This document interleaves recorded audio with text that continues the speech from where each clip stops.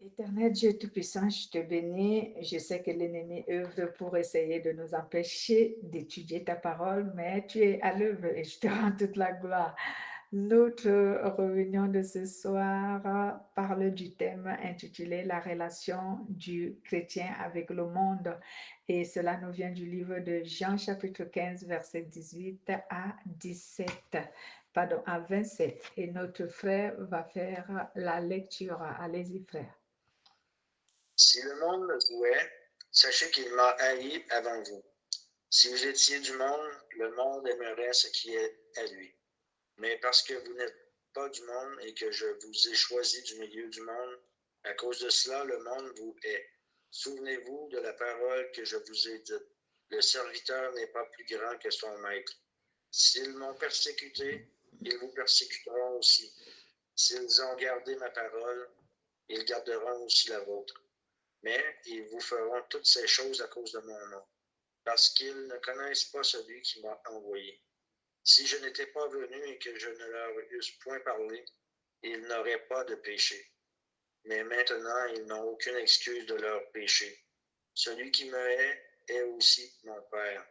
Si je n'avais pas fait parmi eux des œuvres que nul autre n'a faites, ils n'auraient pas de péché. Mais maintenant, ils les ont vus et ils ont haï et moi et mon Père. Mais cela est arrivé afin que s'accomplisse la parole qui est écrite dans leur loi. Ils m'ont haï sans cause. Quand sera venu le Consolateur que je vous enverrai de la part du Père, l'Esprit de vérité qui vient du Père, il rendra témoignage de moi, et vous aussi vous rendrez témoignage, parce que vous êtes avec moi dès le commencement. Dès le commencement. Amen. Je vais vous envoyer de la part du Père celui qui va vous aider. C'est l'Esprit de vérité qui vient du Père. Quand il viendra, c'est lui qui sera mon témoin. Et vous serez mes témoins parce que vous avez été avec moi depuis le début. Gloire soit rendue à Jésus-Christ notre Seigneur. Donc, déjà ici, il faut qu'on sache ce que la Bible appelle le monde. Qu'est-ce que la Bible appelle le monde? Ce que la Bible appelle ici le monde, c'est l'ensemble des habitants de la terre qui vivent dans un système ou encore dans une théorie de vie qui est contraire à la volonté de Dieu. C'est ce que la Bible appelle le monde. Je vais me répéter. Le monde est l'ensemble des habitants de la terre qui vivent dans une théorie ou dans un système qui s'oppose à Dieu et qui s'oppose à ses commandements. Donc, lorsqu'on appelle le monde ici, on ne fait pas allusion à la terre simplement, mais on fait allusion à un système de vie, à une théorie de vie. Donc, lorsque la Bible nous dit le monde, souvent, il fait allusion aux habitants de la terre et leur théorie de vie, leur système de vie. C'est l'ensemble de la création non croyante. À ce moment, c'est généralisé. Il y a et les non-croyants et les croyants. Mais c'est leur système de vie que la Bible appelle souvent le monde. Et ce système de vie, c'est un système de vie, c'est une théorie de vie qui s'oppose à la parole de Dieu et à Dieu lui-même. Donc, lorsqu'un système ou une théorie quelconque s'oppose à Dieu et à sa parole, elle est considérée comme étant le monde. Souvent, quand nous lisons les récits qui nous parlent de l'Égypte dans la Bible, et souvent on classe l'Égypte de cette époque-là, on le qualifie du monde. Pourquoi? Parce que l'Égypte, à cette époque-là, était idolâtre. Donc, et l'idolâtrie, nous savons que cela s'oppose à la volonté de Dieu. Voilà. Donc, lorsque Dieu dit, par exemple, que quelqu'un est un mondain, il veut dire que cette personne a une théorie de vie qui s'oppose à sa volonté à lui, Dieu. Donc, c'est ce que la Bible appelle ici le monde. Donc, quand Jésus nous dit ici, au verset 18, lorsqu'il dit, excusez-moi, je commence à lire, et au verset 18, lorsqu'il dit, le monde vous déteste, mais vous devez le savoir, il m'a détesté avant vous. Vous n'appartenez pas au monde, sinon le monde vous aimerait, parce que vous seriez à lui. Mais je vous ai choisi et retiré du monde, et vous n'appartenez pas au monde. C'est pourquoi le monde vous déteste. Donc, ici, on fait allusion aux habitants de la terre qui ont une théorie de vie qui s'oppose à la volonté de Dieu, qui s'oppose à Dieu, qui s'oppose à sa parole, qui s'oppose à ses préceptes. Et c'est ce que Jésus appelle ici le monde. Donc, ici, on n'indexe pas une seule personne. On n'indexe pas un peuple. On n'indexe pas seulement les non-croyants. Mais on parle de toute personne qui a une théorie de vie qui s'oppose à la volonté de Dieu, même s'il se fait appeler chrétien, et que sa théorie de vie, son système de vie s'oppose à la volonté de Dieu. À ce moment, c'est un mondain. Il est du monde, même s'il se fait appeler chrétien, mais il est mondain. Voilà. Donc, ici, la Bible appelle donc les chrétiens à la vigilance. C'est de là que vient notre thème. La Bible appelle donc les chrétiens à la vigilance parce que les chrétiens eux-mêmes vivent au milieu du monde. Cela veut dire au milieu de ce système de vie, les chrétiens y sont. Je prends l'exemple, les lois de nos pays. Est-ce que les chrétiens sont exempts de l'observation de ces lois? Non. Tous ces lois-là sont votées pour tout le monde, tous les peuples qui vivent dans un pays. Donc, croyants comme non-croyants, chrétiens comme non-chrétiens, nous tous, ces lois-là sont votées pour que tous nous les observions. Mais lorsque l'une de ces lois s'oppose à la volonté de Dieu, s'oppose à Dieu, s'oppose à la volonté de Dieu, que doit faire le chrétien? Le chrétien doit s'abstenir à observer cette loi. Le chrétien doit s'abstenir à exécuter ou à vivre ou même à accepter cette théorie de vie. Il doit éviter. Et lorsque le chrétien refuse donc cette théorie de vie qui s'oppose à la volonté de Dieu, ce qui va arriver, c'est que ce chrétien sera détesté. Détesté qui veut dire que ce chrétien sera oppressé, persécuté, parce qu'on le prendra comme un rebelle, comme quelqu'un qui s'oppose à un principe qu'on a recommandé pour tous les citoyens. Et c'est de là alors que vient la haine du monde contre les chrétiens. Cela ne veut pas dire que si tu as un voisin et qu'il a juste ses mauvaises humeurs, il ne t'apprécie pas, et on va qualifier cela de « il te déteste parce que tu es chrétien ». Non, ce n'est pas ce que ça veut dire. Parce que c'est dans ce sens que les gens ont souvent compris que, bon, parce que vous êtes enfant de Dieu, ceux du monde ne vont pas vous aimer et tout. Non, non, non, non, non, non, non. C'est pas dans ce sens. C'est dans le sens où un chrétien refuse de se conformer à la théorie de la vie de ce monde, au système de la vie de ce monde. Il refuse de respecter les principes de la vie de ce monde qui s'opposent à la volonté de Dieu. Lorsqu'il refuse d'exécuter ces principes qui s'opposent à la volonté de Dieu et qu'il est maintenant oppressé, haï, persécuté, c'est à ce moment qu'on dit que le monde vous déteste. Donc, il ne faut pas placer ça dans le cadre des relations où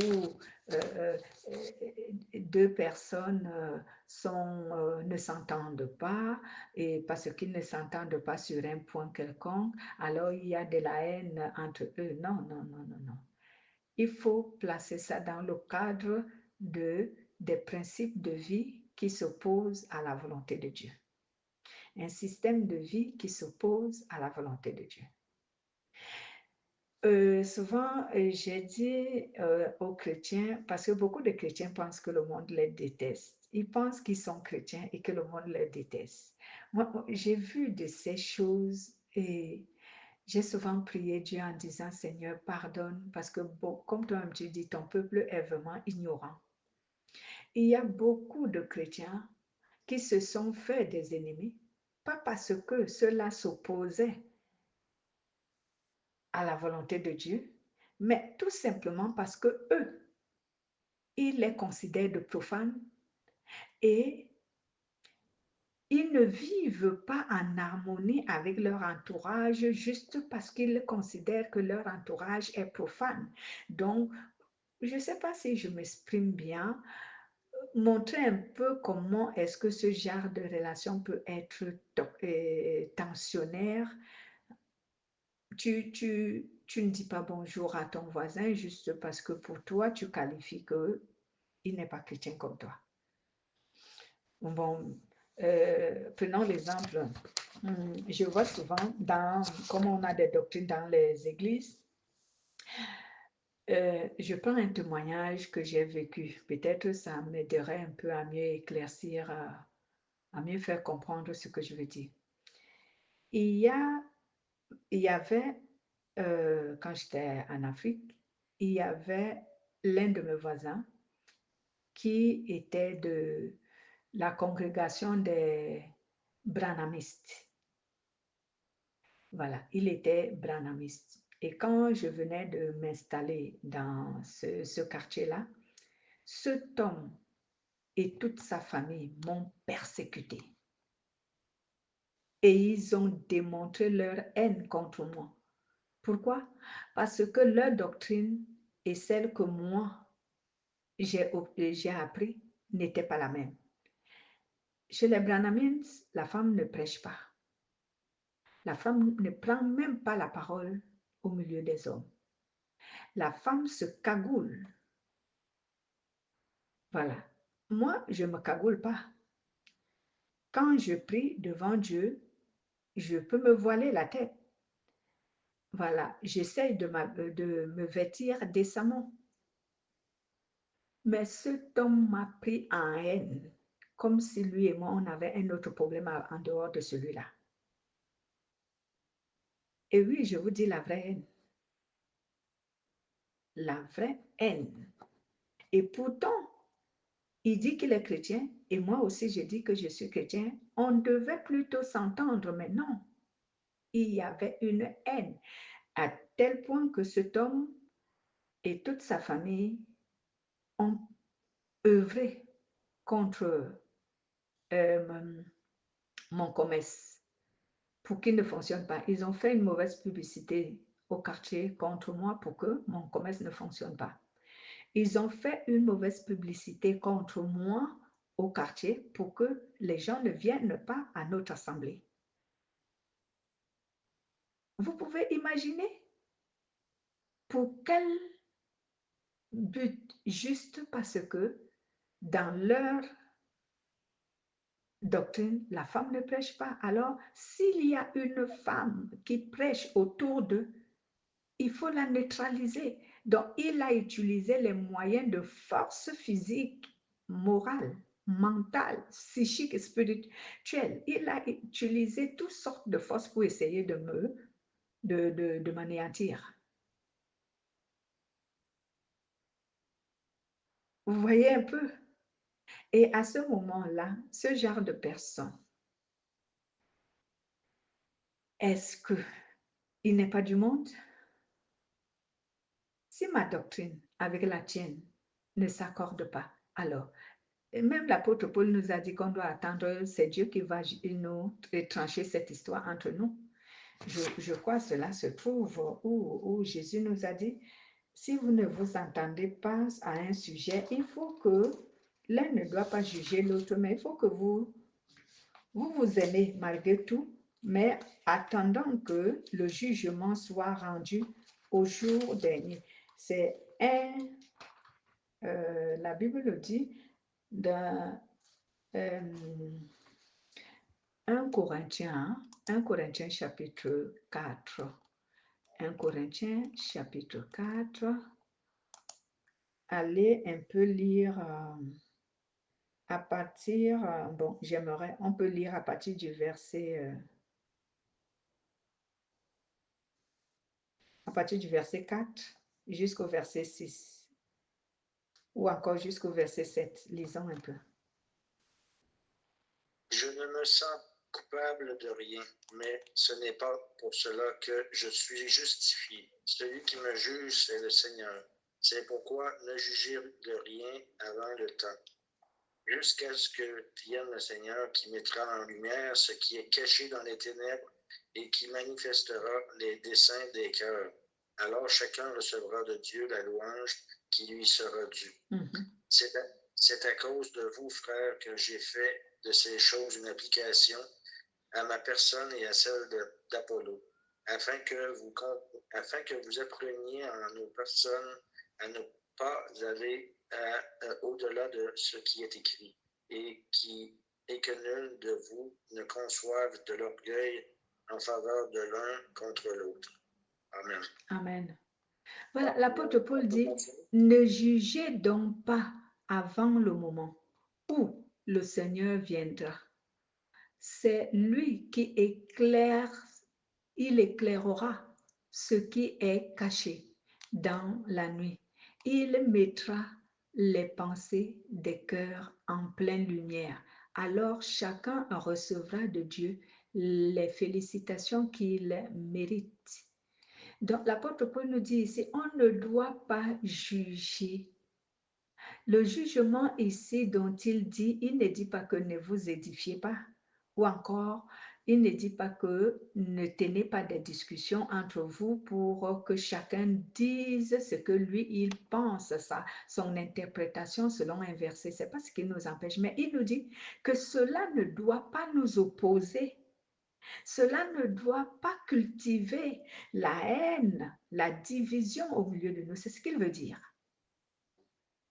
Mais ce que ce monsieur et toute sa famille ont fait était déjà une division, une guerre. C'était comme si je lui avais vraiment individuellement ou comment lui faire du mal. Et pourtant, cet homme et toute sa famille et moi, on ne se connaissait même pas.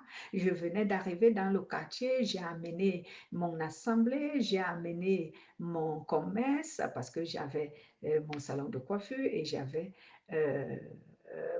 l'assemblée qui est venue. Donc, rien que parce que hein, je joue un jeu dans cette assemblée, alors là, pourquoi une femme? Pour lui, parce que c'est une femme, c'est impardonnable, c'est insupportable, c'est intolérable. Et c'est comme ça dans l'église qu'on appelle les branhamistes.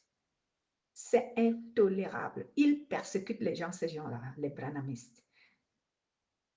Alors, à ce moment, cet homme est-il vraiment chrétien? Il a agi comme quelqu'un du monde. Donc, j'étais une victime entre ses mains. Voilà. À ce moment, on peut comprendre que cette personne est du monde. Mais parce que vous avez des problèmes peut-être des petits problèmes, moi j'appelle ça des petits problèmes de mésentente, entre voisins ou dans la famille, et tu considères que, oh, mon frère, il me fait ça parce que lui, il est du monde, moi, je suis chrétien. Non, il ne faut pas se donner des ailes. C'est lorsque tu es persécuté dans le cadre de ta foi. J'insiste, dans le cadre de ta foi. Pas que pas parce qu'il y a incompréhension entre toi et quelqu'un dans un domaine ou dans un autre, je ne sais pas où, et que vous ne vous entendez pas, cela vous amène des dissensions et tu vas dire, oh ben, je suis persécuté parce que je suis chrétien. Le monde me déteste parce que je suis chrétien. Ce n'est pas la vérité. Ce n'est pas la vérité. Et c'est à ce niveau où beaucoup de chrétiens se trompent. Ils se disent que le monde les déteste parce que dans un domaine ou dans un autre, ils ont des incompréhensions avec les autres.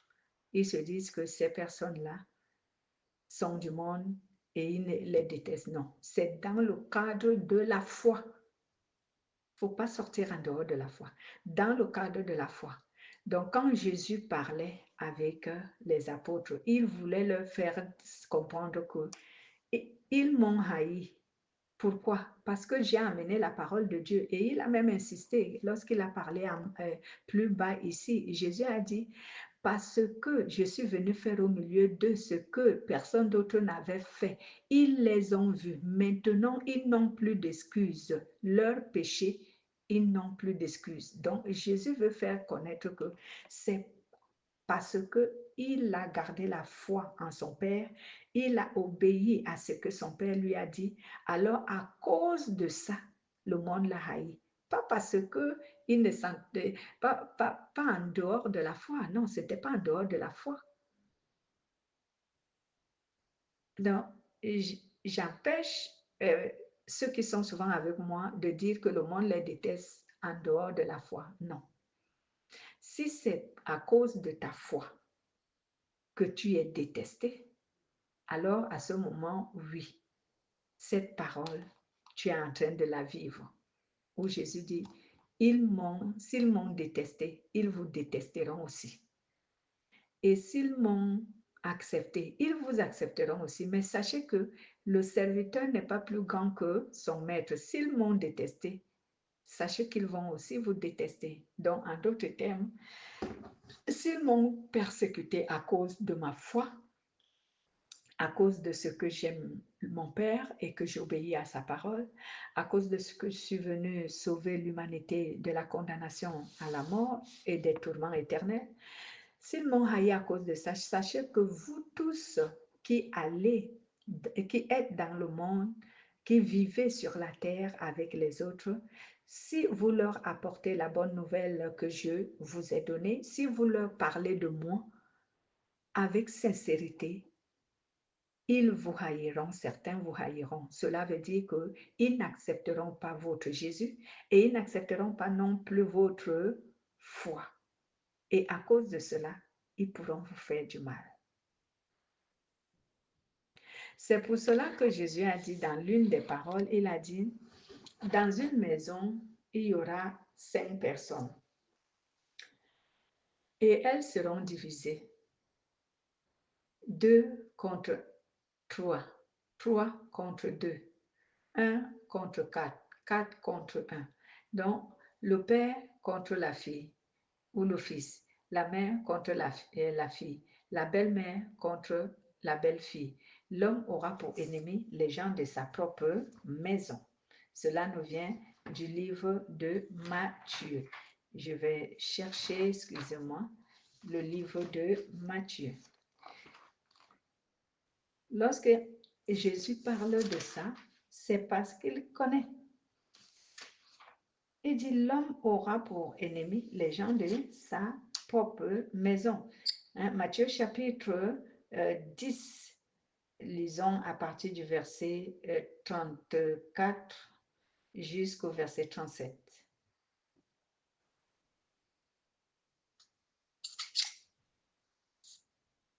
Matthieu. Ne croyez pas que je sois venu apporter la paix sur la terre. Je ne suis pas venu apporter la paix, mais l'épée, car je suis venu mettre la division entre l'homme et son père, entre la fille et sa mère, entre la belle-fille et sa belle-mère. Et l'homme aura pour ennemi les gens de sa maison. Celui qui aime son père ou sa mère plus que moi n'est pas digne de moi, et celui qui aime son fils ou sa fille plus que moi n'est pas digne de moi. Celui qui ne prend pas sa croix et ne me suit pas n'est pas digne de moi. Celui qui conservera sa vie la perdra, et celui qui perdra sa vie à cause de moi la retrouvera. Voilà, on s'arrête là. Donc Jésus dit, ne pensez pas que moi je suis venu sur la terre apporter la paix. Non. Cela veut dire quoi? Jésus dit qu'à cause de ce qu'il est venu sur la terre pour sauver l'humanité et apporter l'évangile qui sauve l'humanité, en tout cas, c'est une arme qu'il est venu déposer sur la terre et cette arme va diviser beaucoup de personnes. Et c'est donc cette arme, c'est ce qu'on appelle la foi. Donc, toutefois que tu auras la foi en Jésus-Christ, tu te créeras des ennemis à cause de ta foi. Mais si tu ne t'entends pas avec une personne professionnellement, hein, socialement, cela ne veut pas dire que lui, il est du monde et parce que toi, tu confesses que tu es chrétien, donc il te déteste parce que tu es chrétien. Non, c'est juste là, à ce niveau, c'est juste ce qu'on appelle un malentendu. Les humains ont souvent du mal à s'entendre entre eux. Mais si la personne, vous n'avez aucun malentendu, c'est juste parce que tu crois en Jésus que cette personne te porte la haine.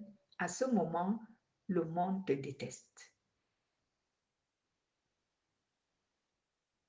Donc, lorsqu'il dit ici, les gens auront pour ennemis les gens de leur propre maison, il le dit pourquoi? Il le dit parce que quand tu seras, par exemple, dans un milieu, tu es le seul chrétien, celui qui marche dans la vérité. Ta manière d'être, la manière de vivre, ta manière de parler, ton caractère, ton comportement, ta vie reflète l'image, la présence de Dieu. Et ça fait en sorte que il y ait des compromis entre les gens avec qui tu vis. Parce que, je prends un exemple. Lorsque tu es un chrétien vraiment affirmé, tu parles avec un langage biblique. Tu raisonnes avec un langage biblique. Tu réfléchis avec un langage biblique. Tu poses des actes sur la base de la parole de Dieu. Et cela fait en sorte que ceux qui ne sont pas comme toi ne comprennent pas ce que tu fais et cela les met mal à l'aise et c'est ce qui crée donc cette haine. Donc, à ce moment, il y a, si je peux encore dire ça, il y a souvent les malentendus. Parce que la manière dont tu raisonnes, ce n'est pas comme ça que la personne raisonnerait dans une situation. Et cela va vous opposer. Et c'est ça que Jésus appelle le monde vous haïra, même si vous êtes dans la maison. Puisque vous n'avez, sur un même problème, vous n'avez pas les mêmes avis. Alors cela vous opposera. Je prends un témoignage sur ce que j'ai vécu récemment. Hein, la mort de mon petit frère. Il a été assassiné parce qu'il a été empoisonné. Mais moi, j'ai dit que je ne vengeais pas mon petit frère. Et le reste de la famille, eux aussi ont dit qu'ils ne vengeraient pas, mais ils vont chercher à savoir qui l'a fait. Mais moi, je leur ai dit que ça ne vaut pas la peine de chercher à savoir qui l'a fait. Si Dieu veut un jour qu'on le sache, on le saura.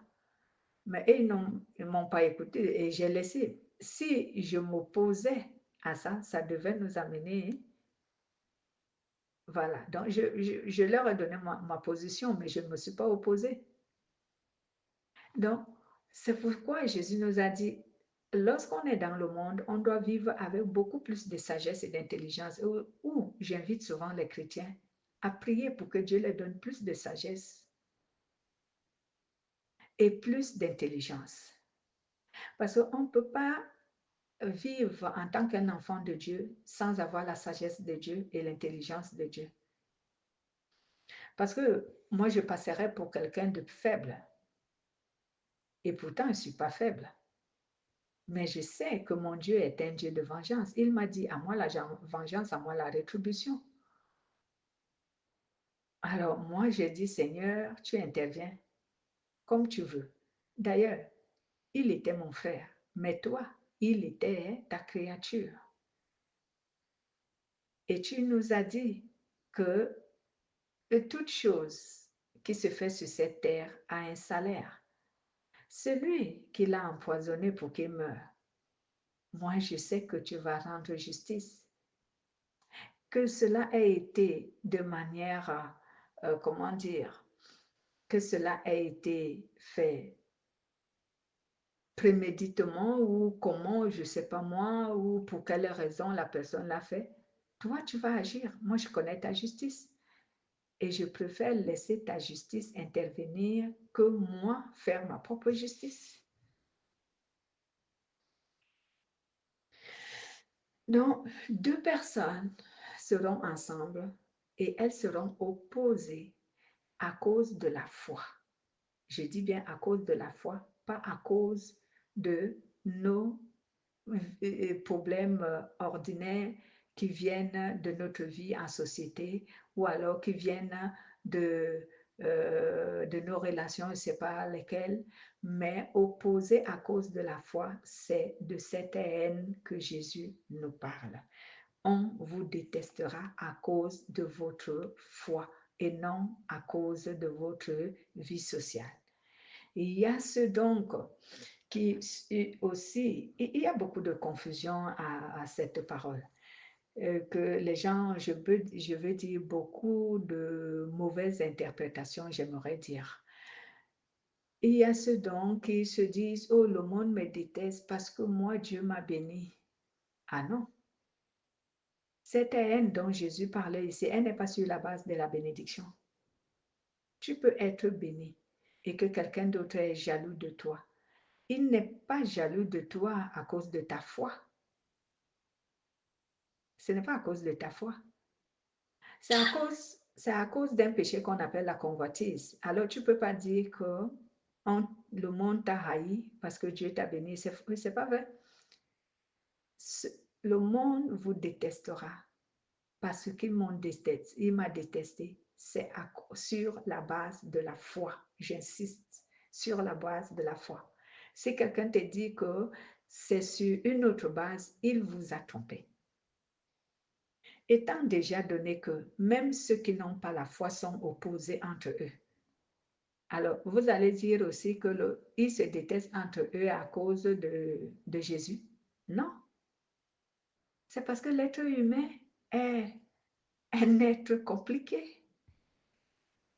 Et puis souvent, si on a mis Dieu dans notre vie, c'est parce qu'on a eu une vie avec un énorme péché. Donc, c'est tourné vers Dieu. Mais le monde nous déteste parce que comment peux-tu dire que tu as Dieu dans ta vie après ce que tu as fait? T'sais? Oui, ça va. C'est sur la base de la foi.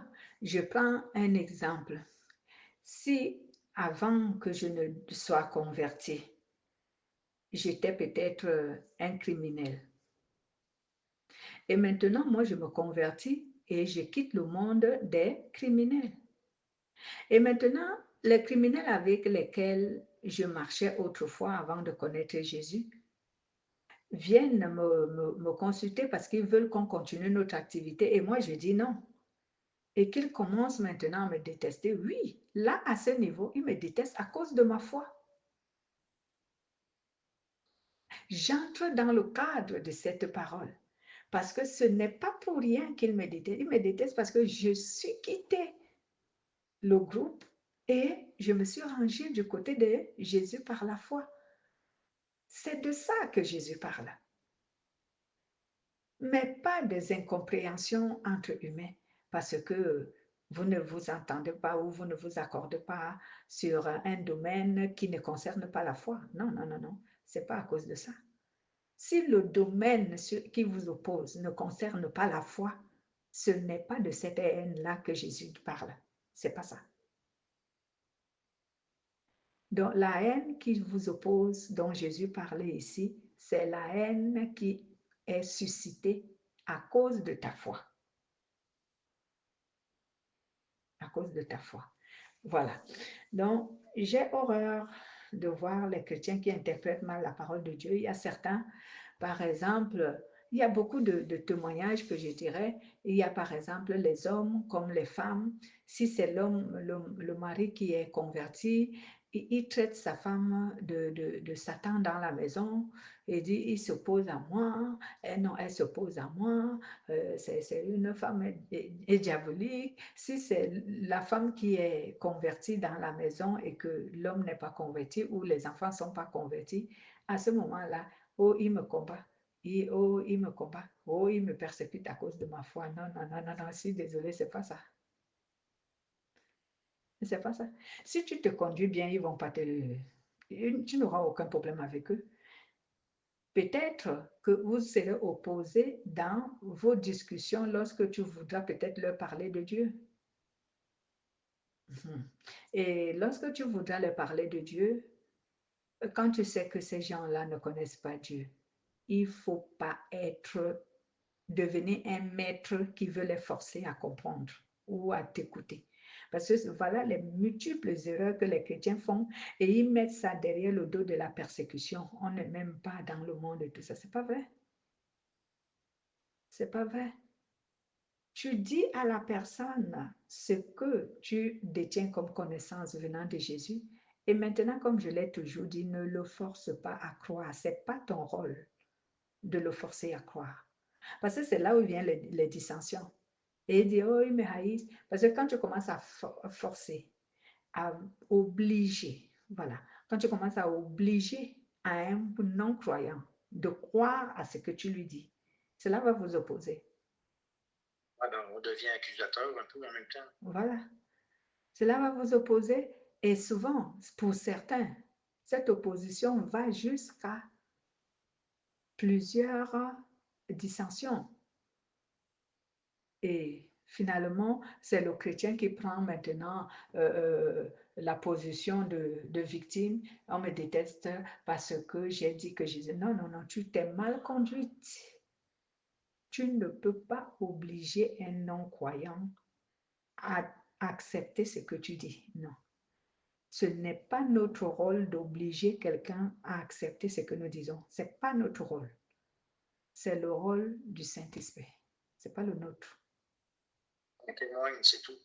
Voilà, nous, on est des témoins. On témoigne. Si la personne nous écoute, tant mieux. Si elle ne nous écoute pas, on a fait notre travail. On n'a pas l'obligation de les obliger à nous écouter. Jésus ne nous a pas dit que aller est obligé au monde de vous écouter. Parlez de moi. Non, il ne l'a pas dit. Il l'a pas dit. Il a dit allez partout dans le monde, prêcher la bonne nouvelle. Déjà, une bonne nouvelle, on n'oblige pas quelqu'un à l'écouter. Lorsque c'est une bonne nouvelle, la personne elle-même va l'écouter. On ne l'oblige pas. Voilà. Donc, moi, ce système excusez-moi du terme, hein, c'est à ce niveau que j'attribue cette appellation à ces personnes en disant, vous êtes des satanistes. Parce que c'est Satan qui a la dictature. Il veut à tout prix convaincre. Il veut obliger les gens à croire ce qu'il dit. Ça, c'est le diable. Jésus n'oblige personne à l'écouter ou à l'accepter. Jésus n'oblige personne. Il te propose sa présence et il t'explique comment tu dois faire pour le recevoir, mais il ne t'oblige pas. Tu le fais, tu dois le faire de ton propre gré. Mais voilà, mais il y a des chrétiens qui obligent, et il y a même des assemblées, comme je parlais tout à l'heure des branhamistes. Ils ont vraiment une doctrine diabolique. Je sais que beaucoup de branhamistes vont me détester parce que je le dis. Mais eux-mêmes, s'ils se mettent en cause, ils verront que leur doctrine, elle n'est pas aussi fiable que ça. Parce que eux, c'est une contrainte. Tu dois les écouter et tu dois accepter ce qu'ils disent. Lorsque tu ne veux pas l'accepter, alors là, ça devient un problème. Ça devient un problème. Mais la bonne nouvelle, comment on doit obliger quelqu'un à accepter une bonne nouvelle? Mon Dieu, moi, je n'ai jamais entendu ça, c'est ma première fois que j'entends, je vois les gens vivre ça. Hein, je viens t'annoncer la bonne nouvelle. Tu ne veux pas, je dois t'obliger. Pourquoi? C'est la bonne nouvelle. Elle est bonne pour moi, elle est bonne pour toi. Alors, je viens la partager avec toi. Si tu ne veux pas, tant pis, moi, je passe avec ma bénédiction. C'est la bonne nouvelle. Tant pis pour toi, je passe. Moi, je sais qu'elle est bonne. C'est toi qui ignores qu'elle est bonne. Et moi, je connais la richesse qui est dans cette bonne nouvelle. Toi, tu ne la connais pas. Si je viens partager cette richesse avec toi, si tu refuses, ah ben, mais je passe avec ma bénédiction. C'est pour cela que Jésus avait dit aux apôtres, il les a dit, allez dans tout le monde. Il a envoyé 2 à 2 quand ils étaient à, je crois, 72 comme ça. Il les a dit, allez 2 à 2. N'entrez pas dans n'importe quelle maison.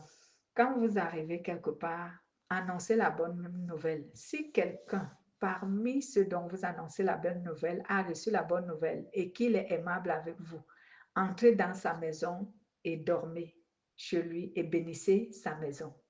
Mais si vous arrivez dans une ville, vous annoncez la bonne nouvelle et quand vous lancez les pieds, secouez la poussière de vos pieds et sortez de cette ville. Cela veut dire quoi? Cela voudrait dire que Jésus nous disait que n'obligez personne à recevoir mon message. Si la personne ne veut pas, laissez-la. Partez. C'est tout. Il n'y a pas une guerre à faire. Il n'y a pas une obligation là. Dieu aime les gens qui viennent à lui librement, pas de manière contrainte. Mais allez voir les doctrines des églises aujourd'hui, c'est une contrainte. Tu n'entres pas dans cette doctrine, tu es détesté. C'est donc de ce que Dieu parle, parce que c'est le même système avec le monde.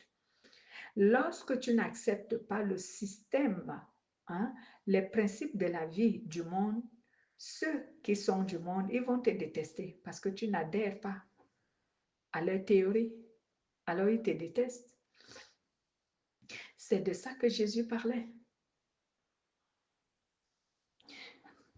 Donc, voici donc comment le chrétien doit vivre au milieu du monde. Il doit éviter d'observer les principes de la vie du monde qui s'opposent, j'insiste, les principes de la vie du monde qui s'opposent à la volonté de Dieu. Pas tous les principes, pas toutes les théories. Mais si une théorie de la vie dans le monde s'oppose à la volonté de Dieu, le chrétien ne doit pas l'observer. Il ne doit pas y tenir compte. C'est ce que Jésus nous dit. N'allez pas dire comme les chrétiens ne comprennent jamais, ils vont dire, bon, on a dit que les principes de la vie du monde, on ne doit pas l'observer, donc il généralise tout. Non, on dit les principes de la vie du monde qui s'opposent à la volonté de Dieu. Je prendrai un exemple. L'homosexualité s'oppose à la volonté de Dieu. Alors, un chrétien ne peut pas accepter ce système de vie, cette théorie de vie. Mais ce n'est pas pour autant qu'il doit aller s'attaquer à ceux qui vivre cette théorie de vie. À ce moment, qu'est-ce que Jésus a dit? Qu'est-ce qu'il a dit lorsque tu es entouré de personnes qui s'opposent à, qui ont une théorie de vie qui s'oppose à la volonté de Dieu? Qu'est-ce qu'il a fait? Il a demandé qu'on fasse, il a dit, priez pour eux. Il ne nous a pas dit de les détester ou de les ignorer. Il nous a dit, priez pour eux, aimez-les et faites-leur du bien. C'est ce qu'il a dit. Mais il y a ceux qui les isolent. Ils les isolent.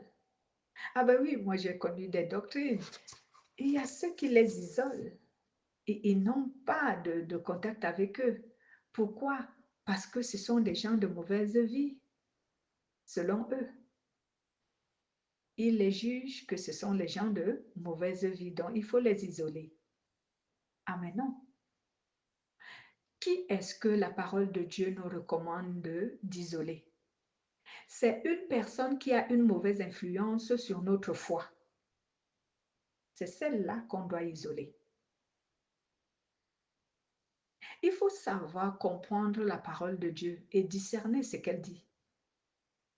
Si une personne a une mauvaise influence sur notre foi, alors Dieu nous dit de s'en éloigner parce que celui-là, il est un danger pour nous. Mais si cette personne n'a pas une mauvaise influence sur notre foi, c'est juste qu'il a sa théorie de vie. Il faut la laisser. Ce que Dieu te demande pour cette personne, c'est de prier pour elle, pour que Dieu lui permette de comprendre. Parce que lorsque tu présentes, j'ai vu, avant de dire ce que je voulais dire, je vais donner un témoignage. Il y a un monsieur qui a donné un témoignage récemment, je l'ai lu. Il dit, lui, il était même homo. Il était homosexuel et puis il était même dans le monde de la drogue. Il dit, sa mère a prié pour elle tous les jours. Sa mère priait pour elle et sa mère ne l'a jamais obligée à faire quoi que ce soit concernant la foi en Jésus. Mais sa mère a prié pour lui au moins plus de 30 ans de vie. Vous pouvez imaginer que tu pries pour une personne. Il y a d'autres chrétiens, dès qu'ils prient pour toi pour un mois, il est déjà fatigué. Il ne prie plus. Il dit, bon, Seigneur, celui-là, il est déjà perdu. Je ne peux plus rien. Qui te l'a dit? Cette dame a prié pour son fils pendant plus de 30 ans. Il faisait que prier pour son âme. Seigneur, mon enfant est un homo. Mon enfant est un dealer. C'est toi qui l'as créé. S'il a pris une mauvaise orientation, c'est l'ennemi. Je prie que tu ramènes mon enfant dans la foi. Si tu m'as permis de te connaître, c'est que tu veux me sauver moi et sauver mon enfant. Alors sauve mon enfant. Et un jour, comme Dieu sait faire ces choses, il y a eu comme Dieu sait comment ramener les rebelles à lui, il y a eu une situation compliquée dans sa vie dont il ne trouvait pas la solution nulle part que vers Dieu. Et il s'est converti. Mais pendant combien de temps sa mère a prié pour lui? Plus de 30 ans. Donc tu pries tout simplement. Tu pries même quand tu ne vois pas la réaction. Même quand tu ne vois pas Dieu intervenir, continue à prier. Un jour, Dieu va intervenir pour ce que tu pries. Comme j'ai l'habitude de dire, Dieu a beaucoup de dossiers. Il n'a pas qu'un seul dossier. Vous connaissez, le monde a combien d'habitants? Où on parle de 8 milliards d'habitants. Et combien adressent à Dieu des requêtes de prière tous les jours? Il y en a beaucoup. Si vous étiez à sa place, vous régleriez ces problèmes-là tout à la fois? Non, chaque problème a son temps. Donc, la haine du monde, comment le chrétien doit vivre dans la relation avec le monde, le chrétien doit rester prudent. Cela veut dire qu'il ne doit pas vivre ce système de vie pécheur, cette théorie de vie que le monde vit. Il doit éviter la vie qui s'oppose à la volonté de Dieu. En d'autres termes, le chrétien au milieu du monde, il doit se sanctifier. Mais voilà, les chrétiens ne se sanctifient pas au milieu du monde. Ils sont là juste pour juger les autres. Il a fait ci, il a fait ça. Ce n'est pas comme ça qu'on le ferait. Au lieu de prier, ils ne prient même pas pour leur soi-disant adversaire ou ennemi. Ils ne prient pas. Ils sont là pour juger et condamner tous les jours. Mais Dieu nous dit, on doit prier. Et premièrement, il faut que toi-même, tu préserves d'abord ton âme. Sinon, tu seras plus pécheur que celui qui ne connaît même pas Dieu. Voilà.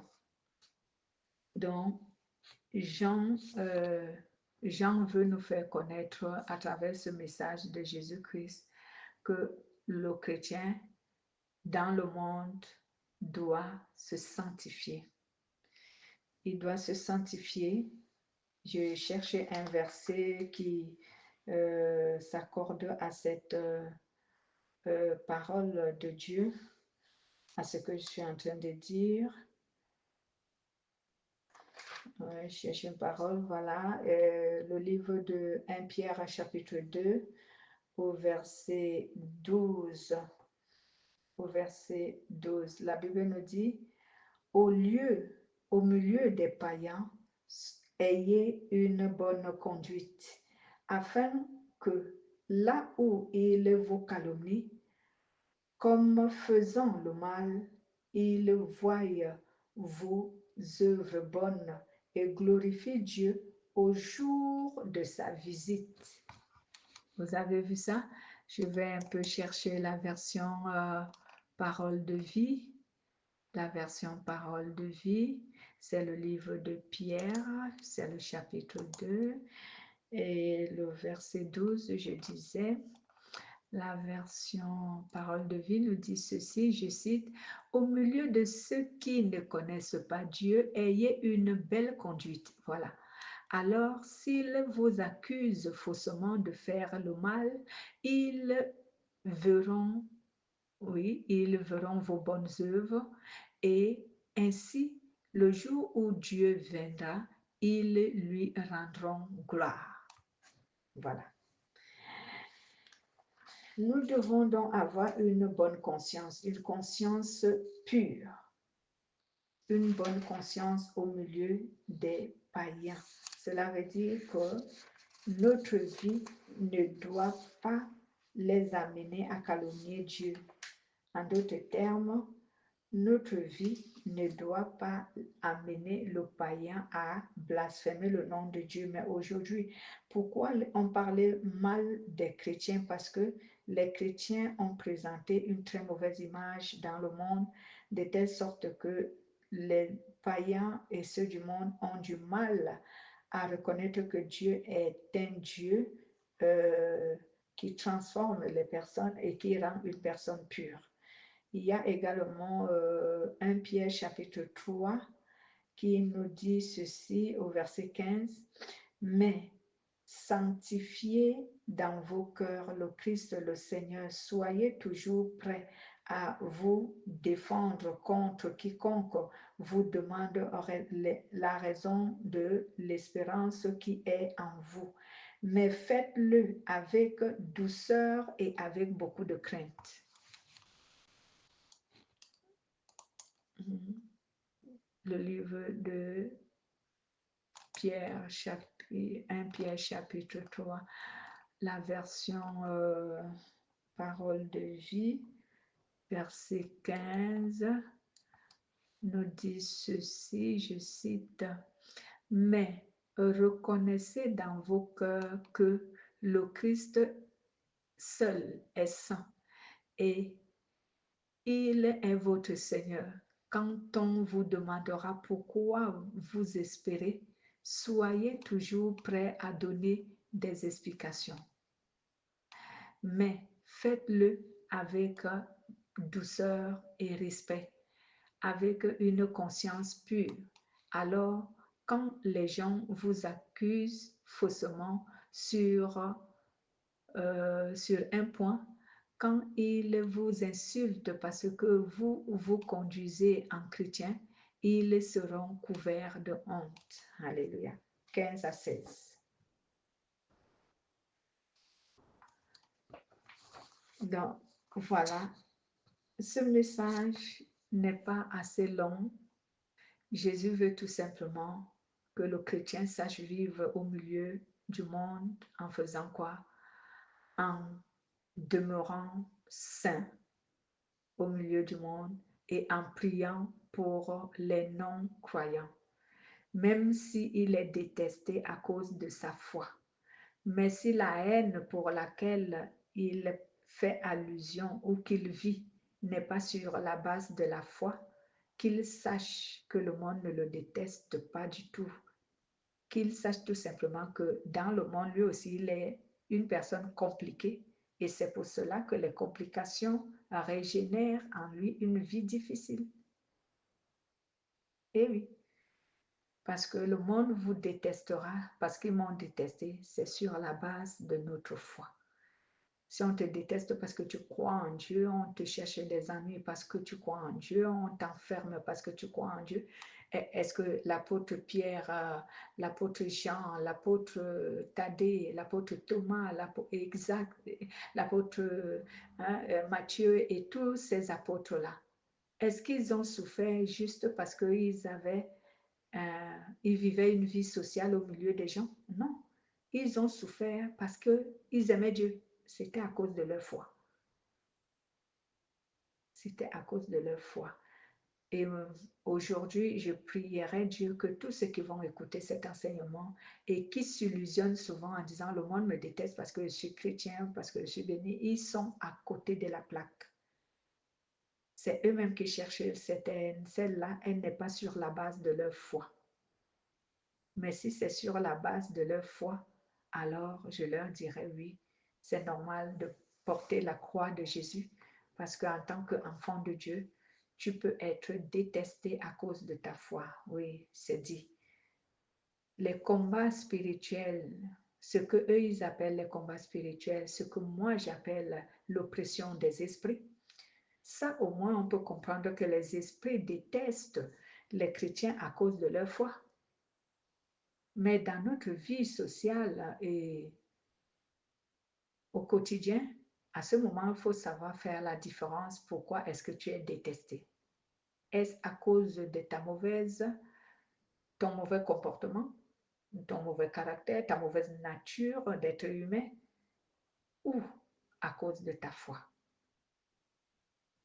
Pourquoi tu n'es pas aimé des autres?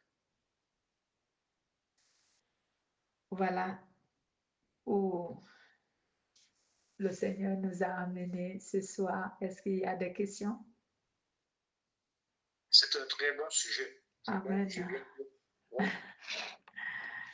Amen. OK.